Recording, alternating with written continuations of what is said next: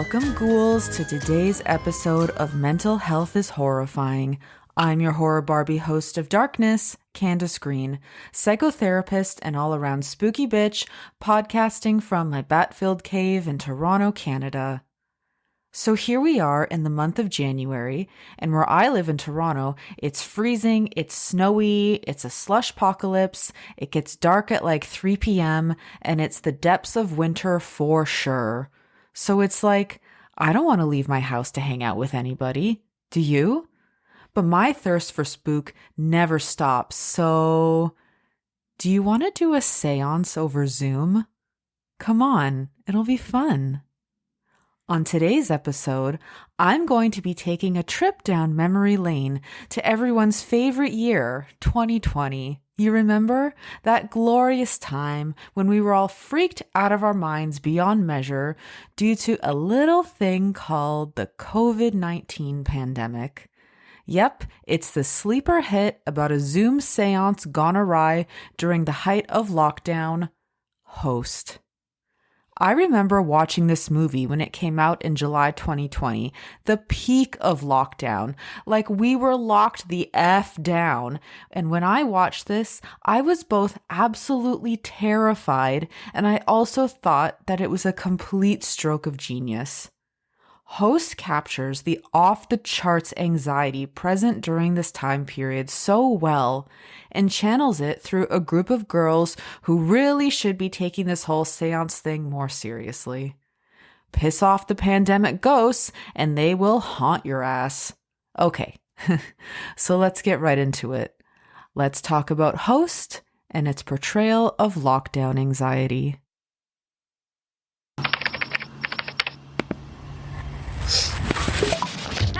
Hey. Hi, guys. Hey, guys. Rena. Caroline. Hi, Teddy. Let's do a shot after us. Hey, everyone, get in. 3, 2, 1. Have you ever done anything like this before? I've never done this over Zoom. Obviously, we're not physically together, but there's no reason why spirit can't communicate over the internet. Nothing's gonna happen. Visualize us sitting in a circle. Spirit, we invite you to use us to pass on any communication. Is there anyone there? Please come forth.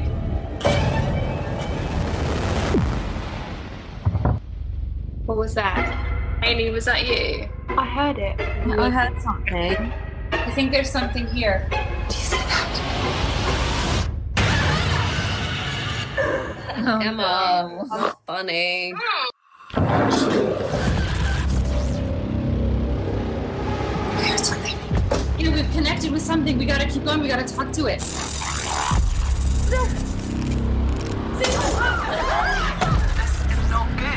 Told you not to disrespect the spirits. It could be something demonic. Hey, this is all your fault! Not my fault! This is your fault!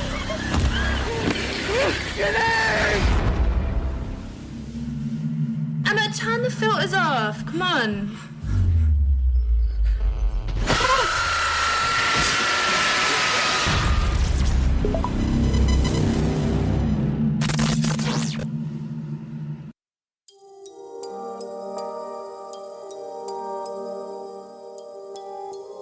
Boom. You're in a Zoom meeting. The year is 2020 and there's a pandemic. You've been ordered to lock down in your home, so you've taken to attending weekly Zoom meetings with your friends to stay in touch and hopefully preserve your sanity. Your friend Haley wants to spice things up for the call this week and has arranged a medium to join you to perform a seance.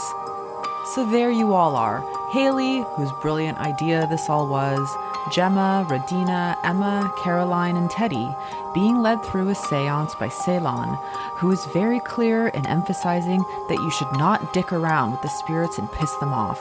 It's rude and they don't like it, okay? Teddy only stays a short while and leaves the meeting after suggesting they perform a drinking game every time Ceylon says astral plane, which is like 4 times in the first 5 minutes, by the way.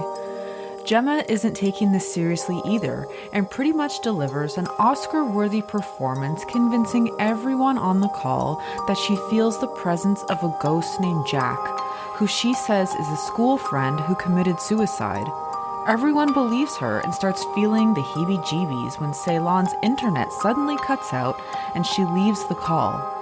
Gemma suddenly laughs and admits to the group that she made the whole Jack thing up because she was getting bored, and Haley is pissed.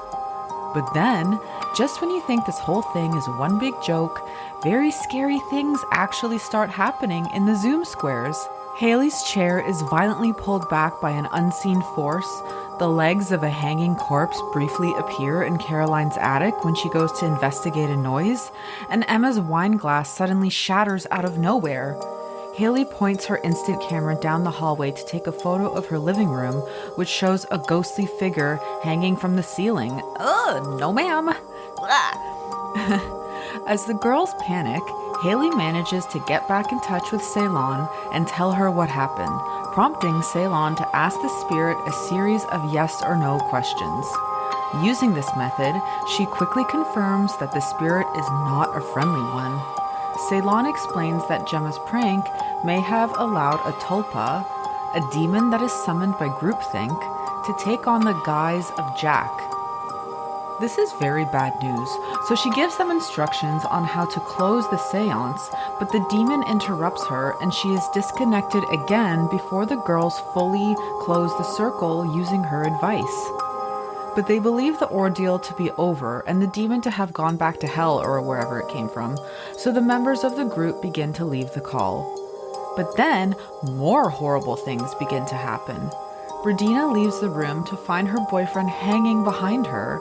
Caroline's Zoom background, which shows a looping video of her doing chores, makes the others think she cannot hear them, before the real Caroline suddenly has her face smashed into the camera. Forgetting to switch off a filter that superimposes masks and face paint onto her, Emma turns her camera towards her living room, where the filter places a mask on an invisible figure, which then turns to look at her. She runs away and scatters flour on the floor, showing the footprints of the demon approaching her. Her kitchen cupboards burst open before the demon attacks her, but she escapes into her room. Ah, it's scary! The Zoom demon begins killing the girls one by one in terrible and violent ways, so Haley and Gemma start arguing and blame each other before Haley is pulled out of the room. Gemma, who lives around the corner from Haley, immediately leaves her home to help. Teddy returns to the call after being absent, all do-do-do-do-do, having no idea what the hell just happened, only to see Emma remaining, and a warning pops up to remind the group that the call will end in 10 minutes unless they upgrade to the premium version of Zoom. Unaware of everything that has occurred, Teddy believes Emma is pranking him, but then the demon attacks him and sets him on fire. Emma, now the only person still active in the call, fearfully turns her camera to the doorway of her room after her door suddenly opens. She throws a blanket, which drapes itself over an invisible shape. Terrified, she opens her window to flee, but accidentally falls to her death. Whoopsie. Gemma, having fled her place to go to Haley, who looked like she really needed some help, arrives at Haley's home. Via the open Zoom call on Haley's laptop, she discovers that both Emma and Teddy are dead. The demon throws a wine bottle at her head and starts to destroy the kitchen. Gemma recovers and finds Haley hiding under her desk, with the pair attempting to escape the house using the flash of Haley's instant camera to light the way. The demon suddenly appears in the final flash of light, lunging towards us, looking all scary and gnarly as the Zoom call timer abruptly expires because they were using the free version of Zoom and did not upgrade to the paid version for only $21.49 a month.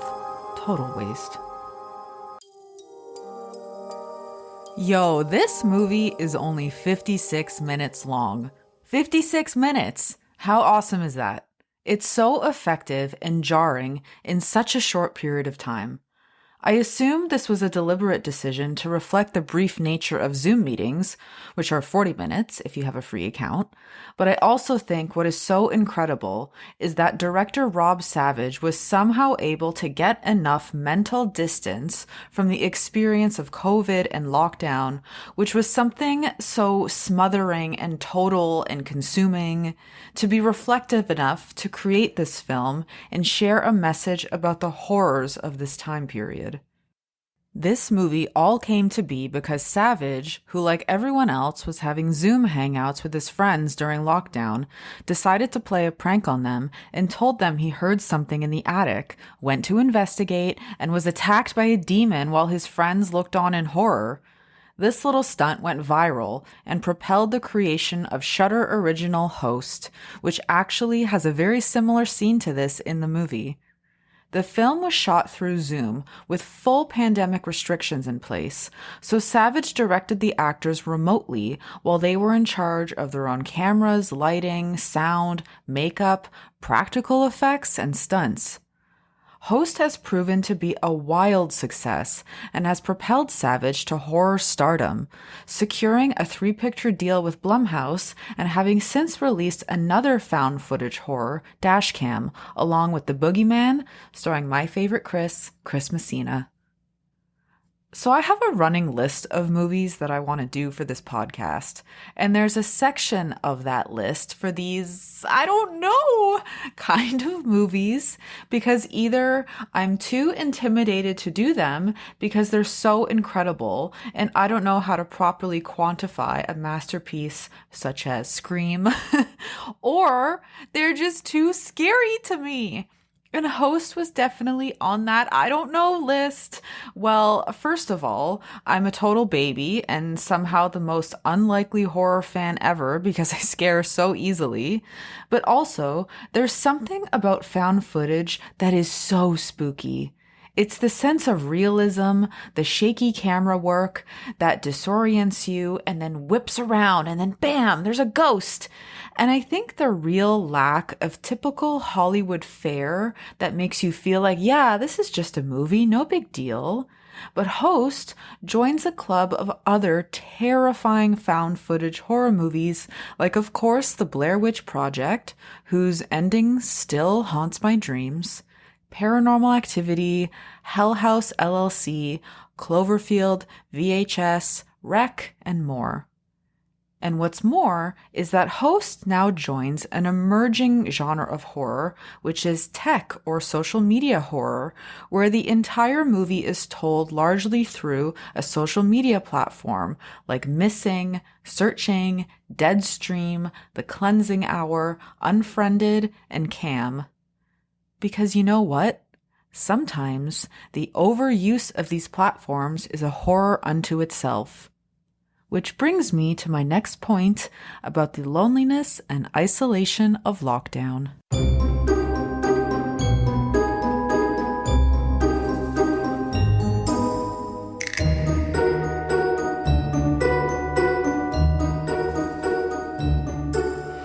One of the strongest determinants of mental health is human connection, and well, COVID really did a number on that, didn't it? Although quarantines and lockdown restrictions were implemented in the interest of public safety and so as not to overwhelm hospitals, unfortunately they had extremely severe impacts on people's mental health, in particular, populations on either end of the age spectrum, the elderly and young adults. Elderly populations who are already more vulnerable to social isolation and loneliness as they are functionally highly dependent on family members or supports by community services, and young adults who are maybe living alone, going to university, or in a very social time of their lives who heavily rely on these connections and opportunities for growth. And do you want me to go over some numbers? Do we really want to hear how bad this all was for everyone's mental health? Okay, I'll do a few general terms because it's all such a huge bummer and we are all still collectively traumatized. But here we go. Okay, so in terms of adverse mental health indicators, Basically, all indicators increased. Like, all of them. Controlling for reported numbers prior to the pandemic, and a lot of these numbers are from 2021, but there was a marked increase in substance abuse and related deaths, and in particular opioid addiction and related fatalities, an increase in depression and anxiety, an increase in suicides, an increase in gun violence, an increase in feelings of hopelessness, and an increase in absenteeism from school once they reopened, and it goes on and on and on. And listen, man, all the restrictions were implemented with the intention of safeguarding our physical health, right? But this is a mental health podcast, so that's what I'm talking about. Cool? This is all incredibly significant because it's not like things went back to normal after the declaration of the end of COVID as a public health emergency in May of 2023. There has been a ripple effect, and many people continue to grapple with worsened mental health and well-being.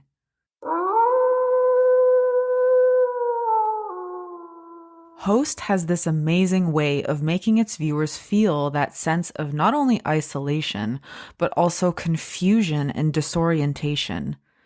To preserve its sense of realness, the film has no music or score, so as an audience, we are not able to rely on the standard horror tropes to ground us and give us a sense of what to expect.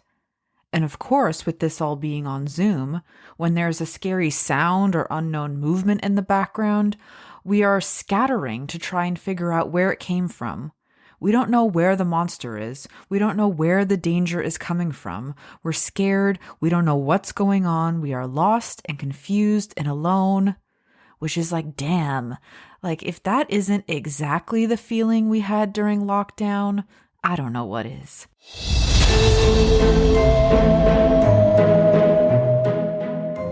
Hey, Final Girls. Speaking of getting haunted during a virtual meeting, registration is now open for the February meeting of the Final Girls Club, where you'll get to experience Dreamwalk with me, a live experiential dreamwork journey where we will uncover the hidden meanings behind the symbols, archetypes, and messages held within your dreams. Early bird Final Girl rate is in effect until February 1st. Register by visiting manymoonstherapy.com/finalgirlsclub.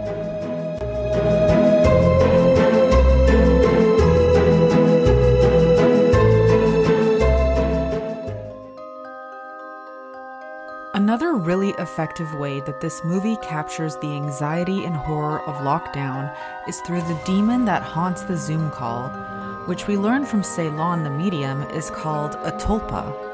The tulpa is a concept originally from Tibetan Buddhism and found in later traditions of mysticism and the paranormal of a materialized being or thought form. Rob Savage interpreted in this film as a demon that is summoned by groupthink. With everyone concentrating so intently on the same idea, something becomes manifest. So the idea is that Gemma, when they're in this hyper-connected state, she tells them the faulty story of Jack, and she places this image of the hanged body in all of their heads, which allows this thing to manifest. And as Ceylon said, it is rude to disrespect the ghosts, so the tulpa is created and punishes them through a lot of hauntings that have to do with a hanging. So in this interpretation, the tulpa is kind of like an anxiety demon. During the lockdown, like, how many times a day did you check the news? How many hours a day did you spend doom scrolling on your phone? Like 1 million, and we were all doing that, and we all thought about COVID and what it meant so much that it created this big scary anxiety demon that slept at the foot of our beds every night. We washed our mail. We applied for government assistance that we had to pay back and still can't afford. We stayed the hell away from grandma at Christmas. We attended Zoom funerals and baby showers and graduations. We missed out on important rites of passage. We didn't wear masks when we were told to save them for healthcare workers, and then we wore them all the time when we were told to. And then we got really into making sourdough to try and stave stave off the depression, and then all the men had man buns, which, like, honestly, I'm not mad at. And we banged pots and pans for healthcare workers until people started protesting them for some reason I'll never understand in my human existence. We drank a lot of wine. We tried to hang out in parks until the government threatened to ticket us, and we were afraid of everything. And guess what? That doesn't just go away. Tulpa, the anxiety demon, lingers and continues to visit us and worry us about an unseeable evil, an unknown doom, a what if that now lives in our collective consciousness.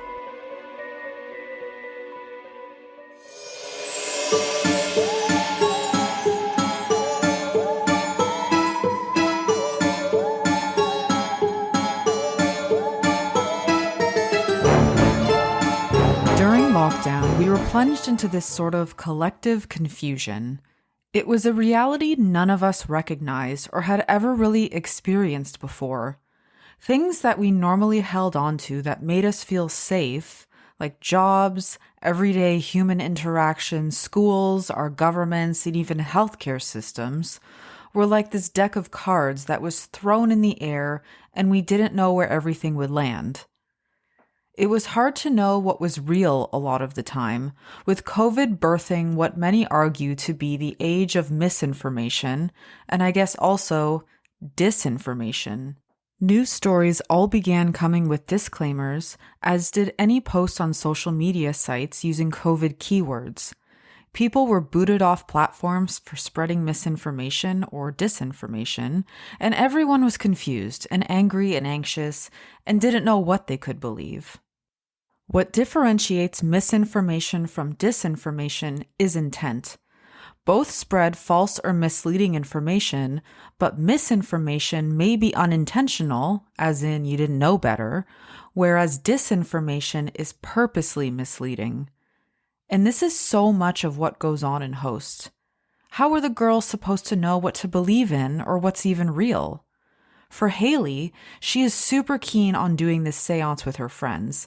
She has done them before, just not over Zoom, and really believes in the power and ability to connect with spirits through the veil and wants to share that with them. Gemma and a few of the other girls, on the other hand, think this is all a bunch of hocus pocus and make fun of the séance and Ceylon from the get-go.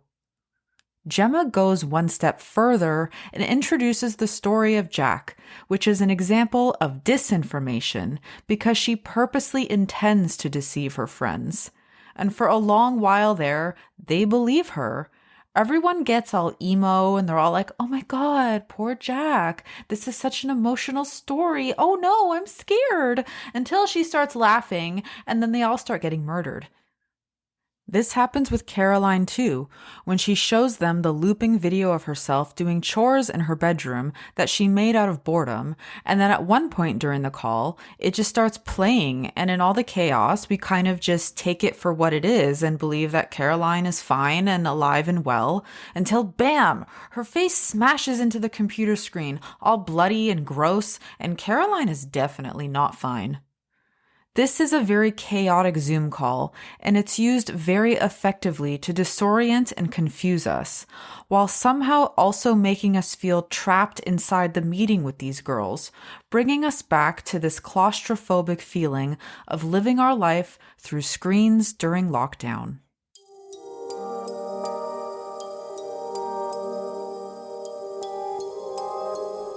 I'm not a scientist, but it seems unlikely that the coronavirus will ever go away. People continue to get sick with this virus, people continue to experience long COVID and other complications, and people continue to die.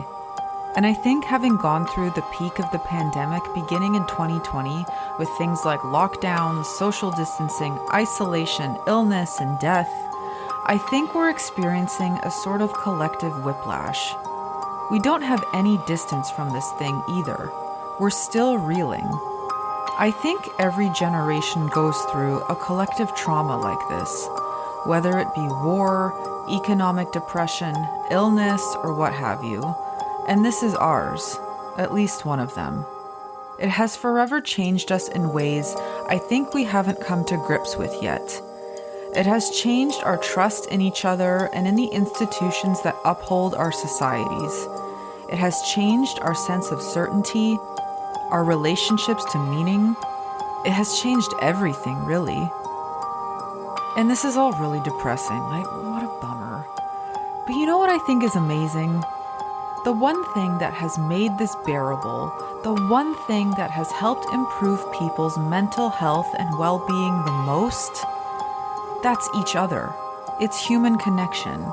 That's it. That's finding ways to be together, to share our humanity, share a meal, share a dance, a laugh, a cry, in a world that became so inhuman for a while. That's literally the only way we're going to get through this thing. It's together.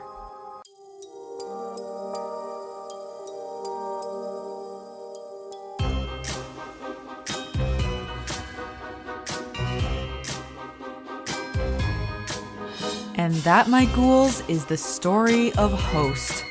This episode was rough to make because I had totally buried all my lockdown memories in a deep dark cave somewhere, and they all came flooding back. Who made me do this movie? Oh wait, it was me.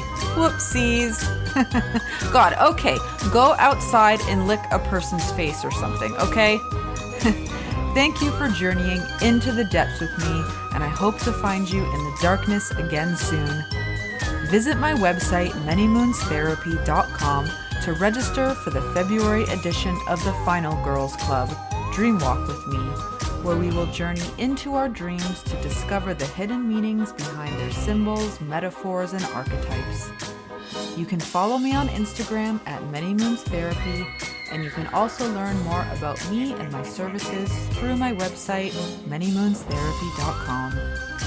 Or you can also howl at the moon and I will hear your call. Bright blessings.